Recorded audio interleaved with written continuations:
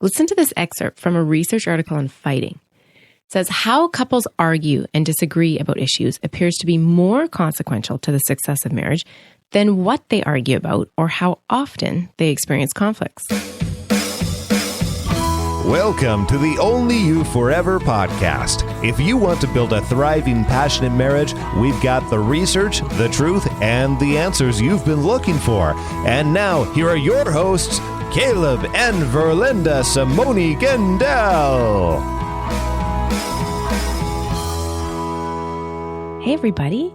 This is episode number 33 and our second episode in our fighting series. So if you missed the first one from last week, make sure you go back and pick that up after this show. Of course, if you want to be sure to get all of our content, make sure you subscribe in iTunes or Stitcher or your podcast player of choice. And if you're not a podcast user, you can also make sure you don't miss anything by heading only to onlyyouforever.com and adding your email address to our weekly list there. Okay. Yes. So that quote, Verlinda, that came from an article in the Journal of Family Communication, article by Hanzal and Segrin. Here's the deal.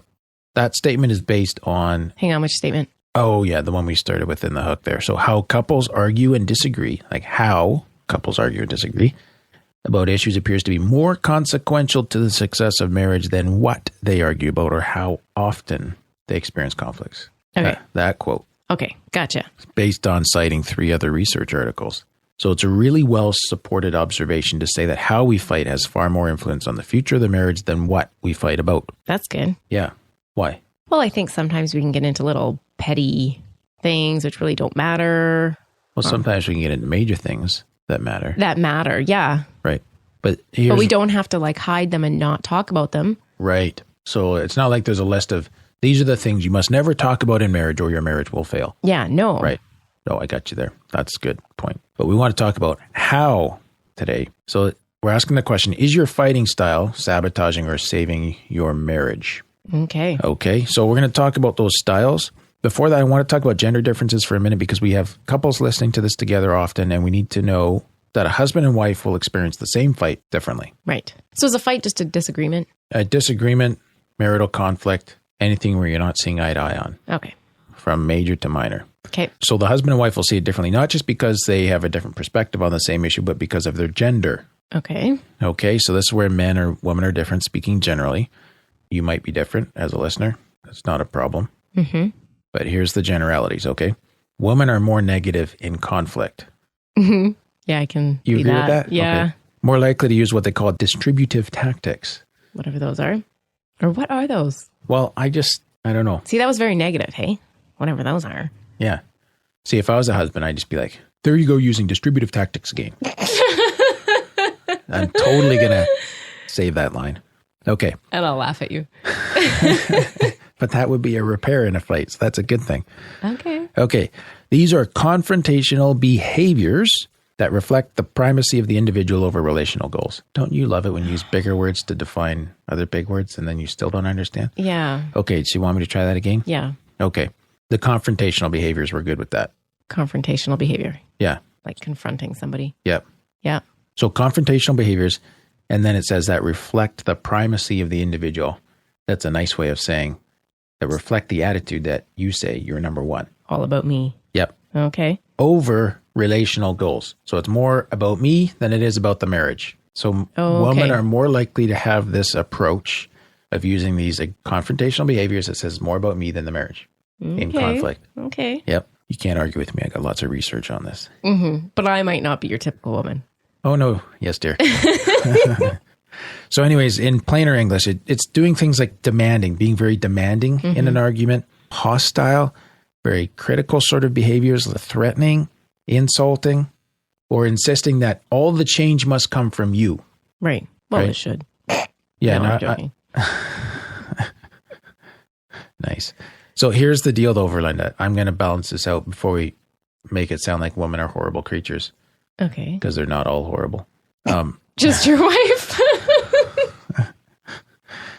I think that the less influence a woman has in her marriage, the bigger the artillery she has to use. Like the more nasty in the fight. Yep. Oh, okay. And I think a lot of times women don't feel like they have the influence or they don't actually have the influence they should have with their husbands. They feel disadvantaged, so they're breaking out the big guns. Okay. Men don't need to do that because we come from a position of entitlement. In our culture. I think so. Yeah. Okay. But here, now let's stereotype men for a minute, okay? Men are more likely to avoid. Okay. And they avoid because we're usually scared of major emotion. From our big artillery. Yeah. Okay. Right? Yeah. But here's the deal about kind of reframing that a little bit too, that men avoid because they're trying to save the marriage. And women bring out the big artillery because they're trying to save the marriage. That's right. So they both have the same end goal here. Right. Okay. Yep. But the deal is when you look at the research, an angry wife is far more impactful, like negatively impactful on marital satisfaction than an equally angry husband. Really? So we can be shooting the same artillery and yours will have a greater impact on both of our marital satisfaction than mine will. Wow. That's also from the research. So we need to take wife anger seriously because it's not just lowering her marital satisfaction, like how happy she is with the marriage, but it's lowering the husband's as well. Okay. You betcha. So there's a verse in Proverbs that says it's better to live in a desert land than with a quarrelsome and fretful woman. Right? Yeah. And I think that's because what do you call the guy who writes Proverbs? Solomon? Yeah. I was thinking of like the proverbtician or something, but I'm pretty sure that's not a word. And he was identifying this, right? That the effect of female anger is serious on a marriage. Right. Okay. Okay. So the angrier we are, the more you tend to use dysfunctional conflict styles. The angrier, you're really challenging me to talk in English today. The angrier you are, the more you tend to break out the big guns that aren't helpful for the marriage, right. Such as demanding, withdrawing, using contempt, using criticism. Those things are all really corrosive to marital well-being. Right. But the angrier I am, the more I'm going to bring those out and use them. The more we hard. break out the nasties, right? That's not rocket science. That's probably pretty obvious. So we just need to kind of keep that in mind and keep in mind the gender differences there as well. Okay. Now, There's a few models of fighting styles that I came across. I'm going to roll with Dr. John Gottman again on this one. So this is from a study published in 93 where he grouped 73 couples into 5 types according to how they resolve conflict and the behaviors they used. Okay. So here's the 5 types. Number 1, avoiders. Mm-hmm. Number 2, volatiles. Like blow up. Yep. Number 3, validators. Validators. Those are people that recognize each other's point of view. Okay. Hostile is number 4. Mm-hmm. And then hostile detached is number 5. Okay. So the first 3, avoiders, volatiles, validators, they're functional. They work okay. And he said that those couples can get through life and stay married, generally speaking. The only risk there is if there's a mismatch. If one's an avoider and the other's a volatile. Oh, that could be awkward. Well, not awkward. It's going to be explosive. Fun to watch anyway. Right? The last 2 are considered unstable, hostile or hostile detached. Okay. So I think we should stop here and just mention to our audience, we do have an ebook coming out on conflict in marriage, fighting in marriage. It goes into more detail on all these issues related to fighting. If you want to be the first to hear about that, make sure you head on over to onlyyouforever.com and sign up for our email list. Yeah. At this point, we don't have a title and we don't have a release date yet, but it is coming. If you want to find out, make sure you get signed up so you hear about it. Mm-hmm. All right. So here's a quick summary of the styles, Verlyn. Are you ready for this? All right. Then you can, Then I can what? Demonstrate them? You can tell us which style you are. Yeah, no. Yeah. So avoiders. That's me. No, it's not. Get it? Yeah. Yeah. They don't think they're avoiders, but they don't actually have specific strategies for resolving conflict. So they don't actually think they're avoiding the problem. They just don't know how to deal with it. Right. Okay. They wait stuff out. Mm-hmm. Or they kind of talk stuff out, but they don't really go deep with each other. You know what I mean? They just try and solve. Yes, I'm sorry, honey. surface. I won't do that again. Oh. Or we just kind of talk and skitter over the surface and we never get to the meaning of why this is so important to you. Okay. And we kind of bandy each other up, offer some platitudes, basic condolences, and get on with life. Okay. And it's calm, but we kind of both have that nagging feeling that we never really got to the bottom of this. Right. Yep. Okay. So they state their points, they reaffirm their common ground, move on after coming up with some sort of ambiguous solution. Mm-hmm. But the challenge to this, with this marriage over the long term, is that when you're an avoider and you never really go deep, you can end up distant and lonely. Make sense? Yeah.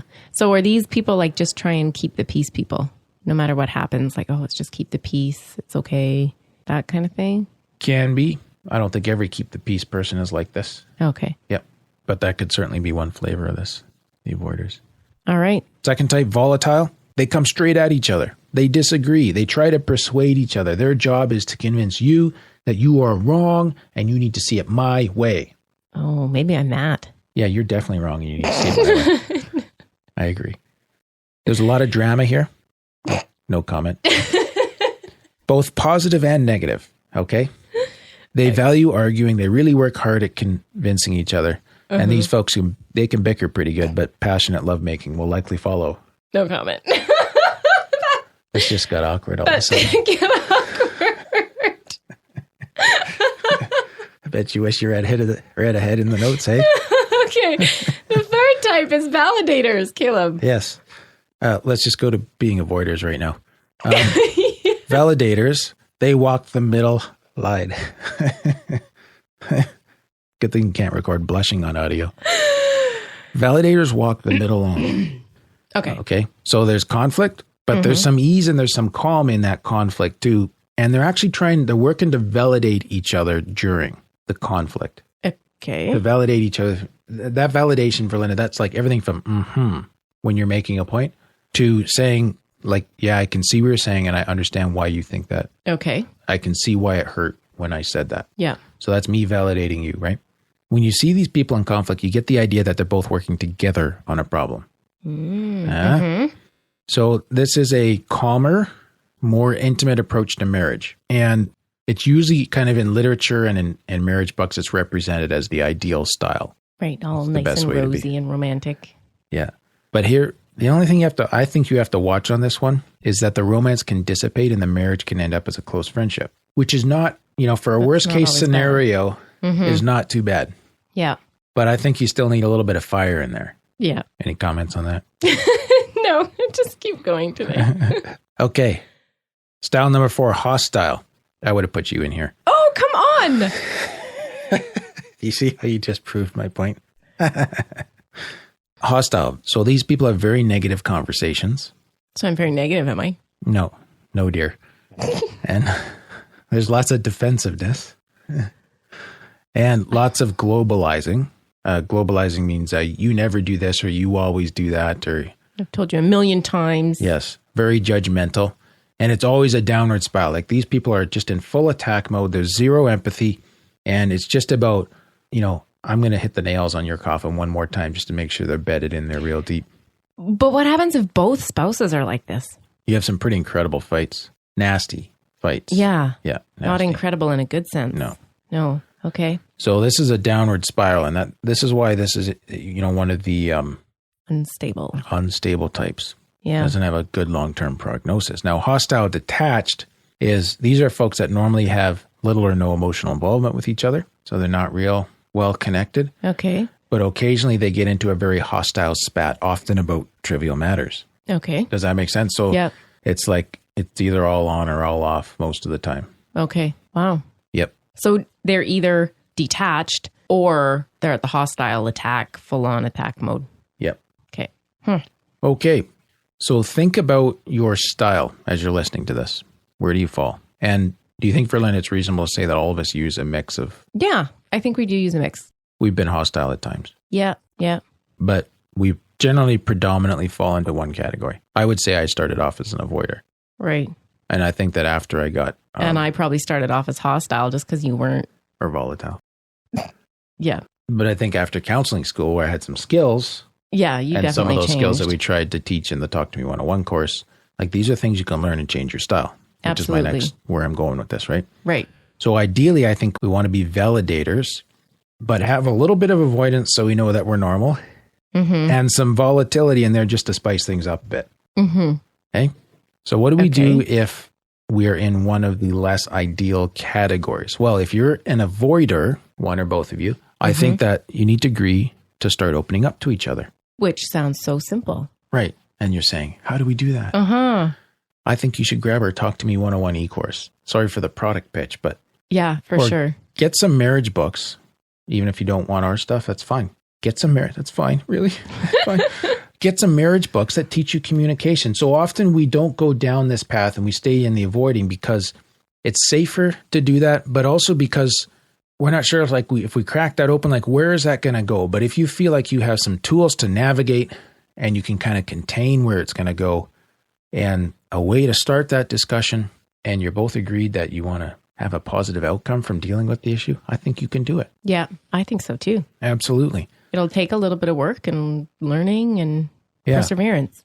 So talk about your style with your spouse and kind of figure out where you think you're at and where you want to go with it. And then try some of this out. Get some skill building going on. Yeah. And have at it. Okay. Speaking of having at it, let's talk about volatile. Volatile, I would say definitely catch our next episode. Sorry for making you wait a week here, but our next episode is about ground rules for a good fight. So when you're volatile, I think that you just need to be careful you don't shift to hostile. Right. And the key in between volatile and hostile is that a volatile couple or person, they have a solid foundation in fondness and admiration. So they've been working on their marriage at all the in-between times. It's back to last week's thing where we talked about you built a lot of positivity in there. You've got good mojo. There's a happy aura to your marriage. So you can blow off the handle and have the volcanic eruption without seeming like the whole continent's going to slide into the ocean. Right. Okay. Like not that your marriage is on the rocks. You just are having a blow up. Yeah. Validators. Mm-hmm. I think if you're in the validator category, you need to watch for what we call differentiation. So differentiation is, how do I explain this? Isn't that kind of like figuring or understanding what's your stuff versus my stuff? That's right. Because I think we all like to think we're validators, but probably we're validating as a cover for being an avoider. Oh, and some kind of band-aiding you up or band-aiding me up a little bit in the argument and not really getting to the issues, right? So this is where I think we need to still be the validator, but be willing to go deeper. Oh, okay. And I think for Linda too, as a validator, we still need to challenge our spouse. Mm-hmm. So there needs to be a point where you got to cut the empathy and tell your spouse to stop being a moron. Oh, that sounds a little harsh. Do you think it makes sense though? You're allowed to disagree. Yeah, well, I wouldn't use the word moron. Okay. What would you suggest? Well, I think you could use nicer words rather than name calling. Like, yeah, that's true. You know, you could be immature or you could be irrational or lazy or selfish or lazy is the name. Lazy's a name? No, is it? Yeah. I thought it was like a characteristic. Well, okay, let's slice that a little thinner. So you need to challenge your spouse, but here, let me, you're right to call me out on that. We need to identify behaviors that are wrong, not assassinate character. Yeah. Yeah. That's feeding me my own medicine. Mm-hmm. Yeah. Thanks for doing that in such a non-volatile fashion. Okay. But it's still kind of holding each other accountable. Yeah. Like we can only go so far with the empathy. Like, yeah, I can understand how you feel that way, but you know, you could be responsible here because of this. Suck it up, buttercup. Caleb. What? Okay. Not doing very good. Stop being a moron. Oh dear. Okay. Yeah. Okay, let's talk about hostile then. Okay. Okay, this is destructive. If you think you're in this category, I think you should do the honest thing and seek help. And I say that in a friendly way. Yeah. At the very least, get some good books like Dr. Gottman's. Ideally, go for some coaching or counseling because, you know, I don't want to sound like a brush off, but if you think you engage in conflict this way, feel free to reach out. It's within your power to change, but you have to learn to do it differently if your marriage is going to last. Yeah. This is not functional. It's not constructive. It's not healthy towards your marriage. Yes. It doesn't build intimacy. It doesn't deepen emotion. It's never going to bring you closer. And the things that you fight about might be important. It might be real. And there might be valid, genuine issues at the core. Yeah. But this style is not going to serve you well. Yeah. Yeah. And we want your marriage to last. Yes. So reach out to us, reach out to someone who can help. Yes. Okay. And then another thing too, even if you're not ready to go yet there and you want to wait a couple weeks, make sure you catch the 4th episode of this series, which is going to come in 2 weeks. That's about how to repair. And one of the things that comes out that's interesting in that session is that even if your fighting isn't great, like you have some bad behaviors, so you don't do the stuff we recommend in the ground rules thing next week, and your styles aren't perfect, if you know how to repair, you can still be happily married. Okay. Yeah. Interesting. Yeah. So repair is a critical skill, and that's coming up. Cool. Makey sensey? Yeah. All so right. we have these 5 fighting styles. Yep. So what we're telling our listeners today is think about it, talk about it with your spouse, and figure out which style you are. Yep. And what you can do to do better, to Absolutely. fight better. How you can build. A thriving, passionate marriage. That's all for today's episode. You can get the full show notes at oyf.link/33. And as we said, remember, we're here to help you build those thriving, passionate marriages. So if this was helpful to you, please tell somebody else about it. Please spread the word. Share our episode on Facebook from our Facebook page. Thanks, and we'll see you next week. Thank you for listening to the OnlyYouForever.com podcast. Please help us reach and influence a wider audience by rating and reviewing our podcast at OnlyYouForever.com/love. Thanks for listening, and we'll see you next week.